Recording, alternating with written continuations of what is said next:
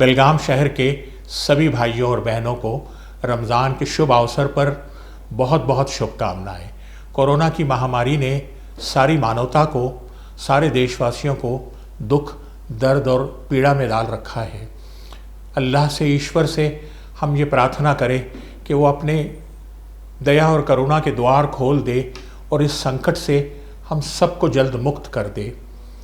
इस बात की ज़रूरत है कि हम एकजुट होकर आशा और उम्मीद के साथ आने वाली जो परिस्थिति है उसका मिलजुल कर मुकाबला करना होगा।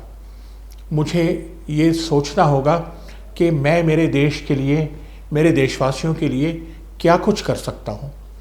छोटा हो या बड़ा, मेरा योगदान निश्चित रूप से होना चाहिए। यही मेरा धर्म है, यही मेरा कर्तव्य है। इस तरह की सोच, विचार और भावना के साथ अगर हम संघर्ष करते हैं तो ईश्वर की दया और करुणा हमारे साथ रहती है, उसका समर्थन हमारे साथ रहता है। दुख के बादल छट जाते हैं और देखते देखते ये अंधकार दूर हो जाएगा और प्रकाश फैलने लगेगा।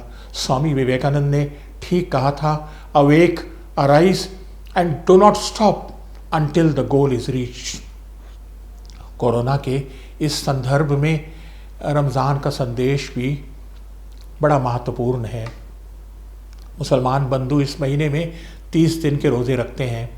रोज़ा क्यों रखें? रोज़े का पर्पस क्या है? ईश्वर ने पवित्र कुरान में यूँ समझाया कि ए लोगों, हमने तुम पे रोज़े फ़र्ज़ किए इसी तरह जिस तरह तुमसे पहले लोगों पर किए थे, शायद कि तुम में तकवा पैदा हो। तकवा कहते हैं ईश्वर के डर और ईश्वर के प्रेम को। ये दोनों का संगम तकवा है। मैं रोज़े से हूँ, 14-15 घंटे भूखा प्यासा रहना है।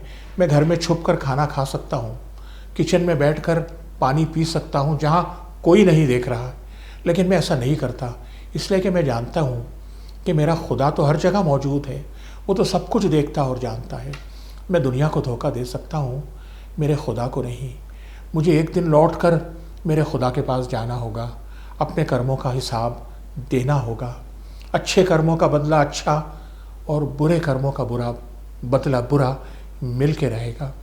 ईश्वर की अदालत में सज़ा भी है और पुरस्कार भी है। और सच्ची बात तो ये है कि रिवॉर्ड और पनिशमेंट, ये तो इंसान के आत्मा की पुकार है। और इसीलिए सारी दुनिया में हमने कानून, न्यायालय और जुडिशरी का पूरा सिस्टम बना के रखा है। पवित्र कुरान में हमको याद दिलाया गया कि निश्चित रूप से न्याय का दिन आके रहेगा। वो दिन जिस दिन हर इंसान के सामने उसका कर्म पत्र खोल के रख दिया जाएगा और फिर उससे कहा जाएगा कि पढ़ अपना कर्म पत्र, तू खूब जानता है तू क्या लेकर आया है। और उस दिन किसी के साथ अन्याय नहीं होगा।